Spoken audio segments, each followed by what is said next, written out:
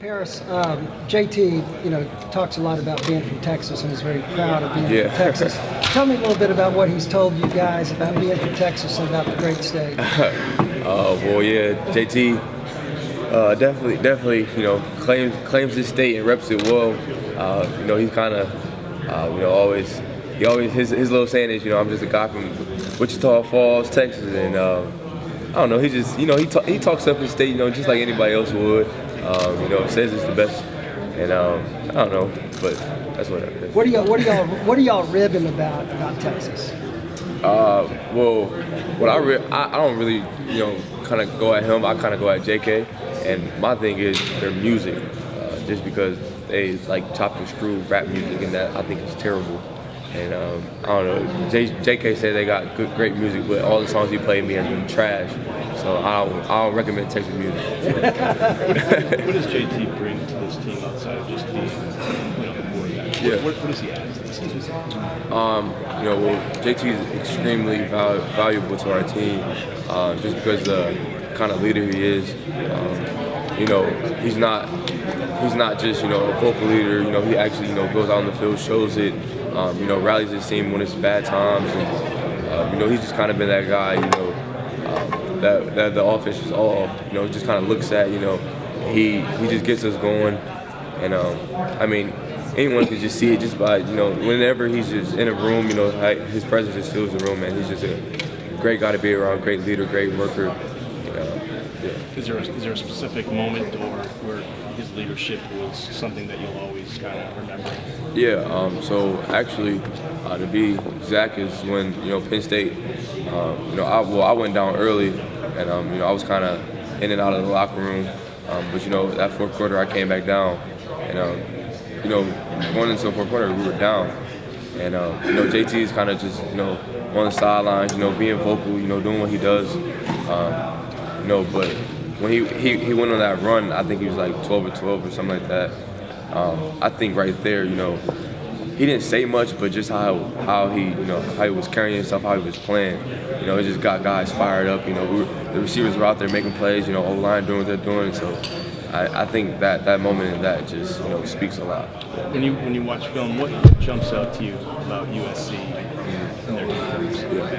Well, being a receiver, the number one thing I see is that they play man, and honestly, any team that plays man, being a wideout, I think that's just kind of being a competitive wideout. That's what you look for. Obviously you want to go compete. So any team that plays man, you just know it's a one-on-one matchup. Beat your man. So that's exciting. After the 4 teams were announced, obviously, Coach Meyer even said he was devastated. What was his message to you guys right after that? Yeah, basically, what we were going to do about it.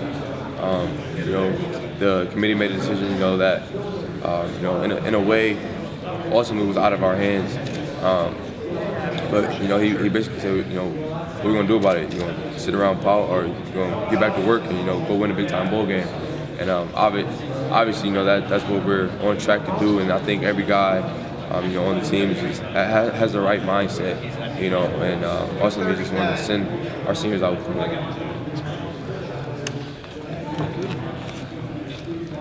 Parris, you rely so much on speed. I know down the stretch in the Big Ten you play a lot of ugly, cold weather games. Do you prefer, you're indoors on a surface like this, and a chance to maybe flash a little bit more than you do late in the Big Ten season?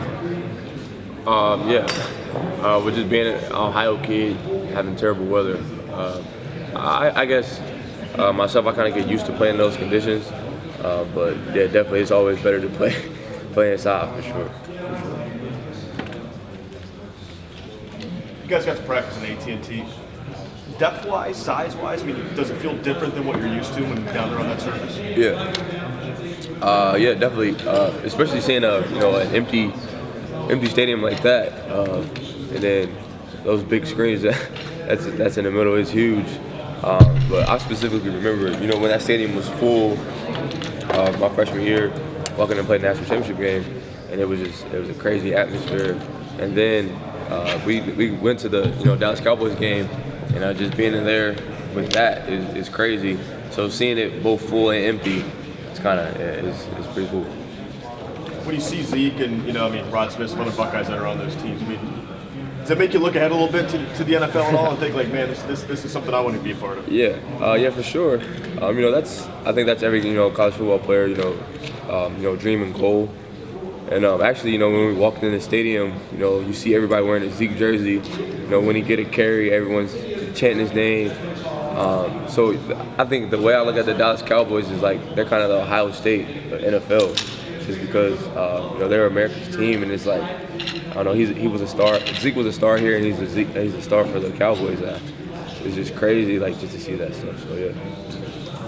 Parris, for the receivers, what challenges to the type of defense that USC plays present for you guys? So they play man. I think obviously they're going to try to change up some stuff that they do. Just with knowing our offense. So they might play a little zone, try to change up, but I think just seeing man, just for us, we kind of get excited just because we're competitors and we like to compete.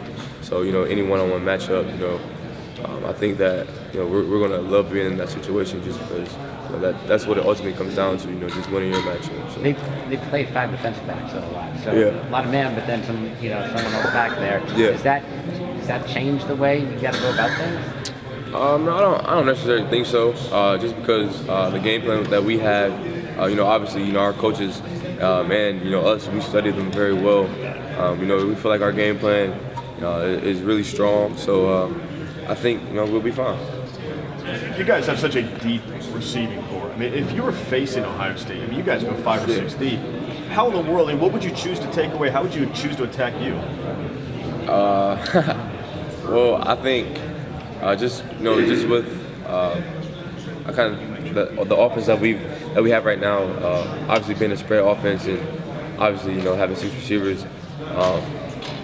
I don't really know. I think the best way to try to play it is man, just because if you got confidence in yourself, athletes versus athletes. I think who's ever competitive, they're going to kind of have confidence in themselves and want to match up man and try to stop those things that we do. Does it matter at all? I mean, it matters to us because we love stories, but does it matter to you guys that you're playing another story program, that it's USC and not Central Florida? No disrespect to Central Florida. Right. Does it matter? I mean, 2 all-time prestigious programs?